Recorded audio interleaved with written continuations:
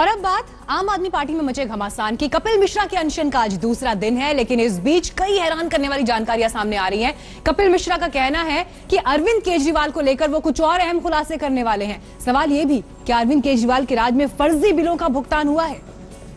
प्रधानमंत्री अगर भ्रष्टाचार करे तो उसकी जांच होनी चाहिए कि नहीं होनी चाहिए।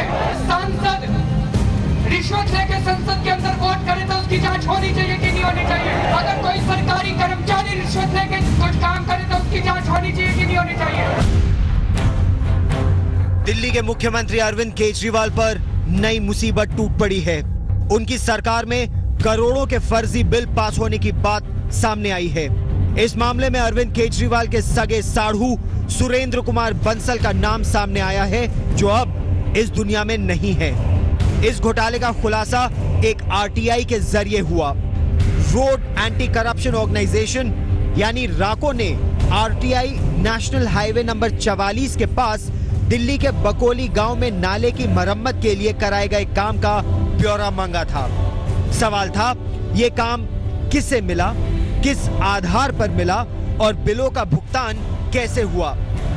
इस आरटीआई के जवाब में पीडब्ल्यूडी ने जो कुछ बताया है वो हैरान करने वाला था। 19 जनवरी 2015 को रेणु कंस्ट्रक्शन कंपनी को यह ठेका मिला था। यह कंपनी अरविंद केजरीवाल के सगे साढ़ू सुरेंद्र कुमार बंसल की थी। बंसल की कंपनी रेणु कंस्ट्रक्शन ने सोनीपत की महादेव इंपेक्स होल्डिंग नाम की कंपनी से मरम्मत के लिए मटेरियल खरीदा था। चौंकाने वाली बात यह है कि बंसल की कंपनी ने जिस महादेव इंपेक्स होल्डिंग से मरम्मत का मटेरियल खरीदा, उस कंपनी का कोई वजूद नहीं है। यानी एक फर्जी कंपनी के नाम पर फर्जी बिल पेश किए गए, जिनका पेमेंट भी हो गया। मिस्टर केजरीवाल के दबाव के बगैर इतनी बड़ी धांधली संभव नहीं थी, क्योंकि रेणु कंस्ट्रक्शन ने जिस कॉन्कॉक्टेड कंपनी से मटेरियल प्रोक्योर किया वो सीपीडब्ल्यूडी का ऑथराइज्ड वेंडर भी नहीं था। एक बात। दूसरी बात, जब जो आरटीआई इसमें कार्य करता है, जिसने पिटिशन, जिसने ये सारी इंफॉर्मेशन अवेल की है, जब उसने इसमें खोजबीन शुरू की तब चीजें निकल के हैं किस किस तरह से किस किस स्तर पर मिस्टर केजरीवाल का दबाव आया कि मिस्टर सुरेंद्र कुमार बंसल को फायदा पहुंचाया जाए। हालांकि केजरीवाल के साढ़ू को जब यह ठेका मिला था तब दिल्ली में आम आदमी पार्टी की सरकार नहीं थी, लेकिन जब कंपनी के फर्जी बिलों का भुगतान हुआ उस वक्त दिल्ली में आम आदमी पार्टी की ही सरकार थी।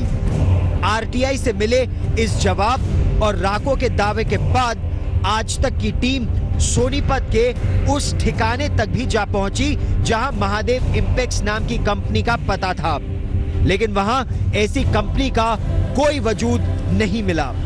सोनीपत के इंडस्ट्रियल एरिया में हम पहुंचे हैं ये जानने के लिए कि आखिरकार B22 महादेव इम्प्लेक्स लिमिटेड के नाम से क्या कोई कंपनी यहाँ पर एग्जिस्ट करती है, क्या कोई फर्म यहाँ पर है।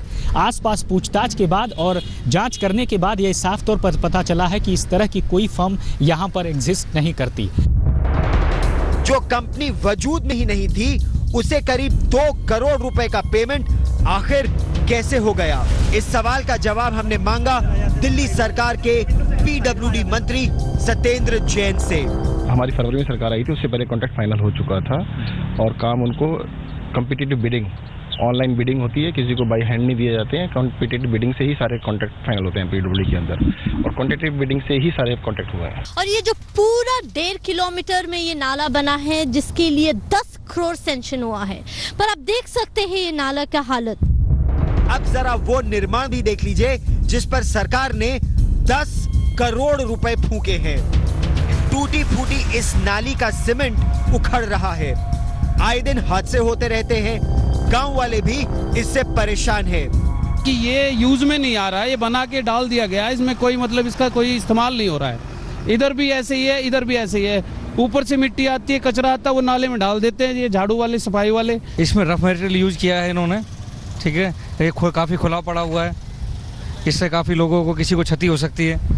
आरटीआई दाखिल करने वाली संस्था से मिली शिकायत के आधार पर एंटी करप्शन ब्यूरो ने इस मामले में 3 अलग अलग एफआईआर दर्ज किए हैं। याचिकाकर्ता इस मामले में मुख्यमंत्री अरविंद केजरीवाल को भी पार्टी बनाने के लिए अदालत का दरवाजा खटखटाने की तैयारी कर रहे हैं। अरविंद केजरीवाल को लेकर एक परसेप्शन था कि बड़ी ईमानदार सरकार वो चलाते हैं और बड़ी ईमानदारी से काम हो रहा है। जब उनकी सरकार आई तो उन्होंने तमाम तरह के दावे किए कि हमारे यहाँ भ्रष्टाचार नहीं है, 1 रुपए का भ्रष्टाचार नहीं है। हमें कुछ सोर्सेज से हमें ये पता चला कि PWD एक ऐसा विभाग है जहाँ अमूमन इस तरह के भ्रष्टाचारों को पाला जाता है। सुनील बंसल के लिए जमीन डील को लेकर कपिल मिश्रा ने अरविंद केजरीवाल पर 2 करोड़ रुपए की रिश्वत लेने का आरोप लगाया था। कपिल मिश्रा के आरोपों का मुकम्मल जवाब अभी आना बाकी है। उससे पहले अरविंद केजरीवाल सरकार पर फर्जी बिलों के भुगतान के इन ताजा आरोपों ने अरविंद केजरीवाल की मुश्किलें और भी बढ़ा दी हैं। बंसल ने फर्जी बिल भी पेश किए और उनके बदले में PWD डिपार्टमेंट से पैसे भी ले लिए। अब जांच ACB के हाथों में है, जिसके बाद साफ हो पाएगा इस पूरे खेल के पीछे आखिरकार असली खिलाड़ी कौन है। कैमरामैन अंकुर अरोड़ा, राम किंकर सिंह और परवीना के साथ शिवेंद्र श्रीवास्तव, दिल्ली आज तक। आम आदमी पार्टी के नेता कपिल मिश्रा के अनशन का आज दूसरा दिन है। विदेश दौरे जो आम आदमी पार्टी के 5 नेताओं ने करे, उनकी जानकारी सार्वजनिक की जाए, इसे लेकर कपिल मिश्रा अनशन कर रहे हैं। लेकिन आम आदमी पार्टी की मुश्किलें आज और इसलिए भी बढ़ सकती हैं क्योंकि 400 करोड़ के वाटर टैंकर घोटाले में कपिल मिश्रा आज ACB के सामने बयान दर्ज कराएंगे।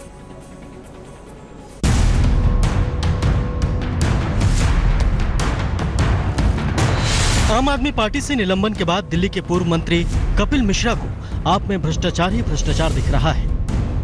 आप नेताओं के विदेश दौरे पर घोटाले के अपने आरोपों के पूर्ण खुलासे को लेकर बुधवार सुबह से ही कपिल मिश्रा का अनशन जारी है। अनशन के बीच अंकित भारद्वाज नाम के शख्स ने कपिल मिश्रा पर हमला किया।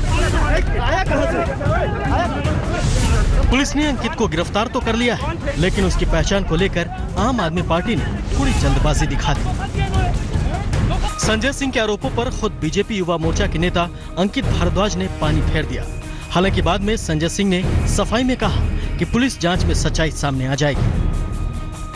अनशन पर बैठे कपिल मिश्रा का दावा है कि हमलावर शख्स आम आदमी पार्टी का कार्यकर्ता है जो मोहल्ला क्लिनिक से जुड़ा है। हालांकि पुलिस ने अंकित को गिरफ्तार कर जांच शुरू कर दी है। अभी उस व्यक्ति को पुलिस यहां से पकड़कर लेकर भी नहीं गई थी कि संजय सिंह जी ने एक प्रेस कॉन्फ्रेंस करके घोषणा कर दी कि वो बीजेपी का सदस्य है और कुछ फोटो मीडिया में रिलीज की गई। ये सब कुछ इतनी तेजी से हुआ जैसे लगा कि फोटो और डिटेल्स पहले से ही लेकर बैठे हुए थे। आनंद फानन में आपने भी उसे रिट्वीट किया। किसने भेजा आपको? किसने भेजा? किसने नहीं भेजा मुझे, मैं कार्यकर्ता हूं पार्टी का। कौन सी पार्टी से हो? आम आदमी पार्टी से। आम आदमी पार्टी से। अंकित भारद्वाज है और जिसने अपने आप को बताया कि वो मोती बाग का रेजिडेंट है, CA है by profession as per his statement और आम आदमी पार्टी का कार्यकर्ता है मुनका विधानसभा क्षेत्र में। अभी जो है अंडर IPC 323/506 जो कंटेंट ऑफ कंप्लेंट है उसके अकॉर्डिंग कार्रवाई की गई है। कपिल मिश्रा पर हमले के बाद दिल्ली पुलिस ने उनके घर की सुरक्षा बढ़ा दी है। करीब दर्जन भर पुलिसकर्मी और तैनात कर दिए गए हैं।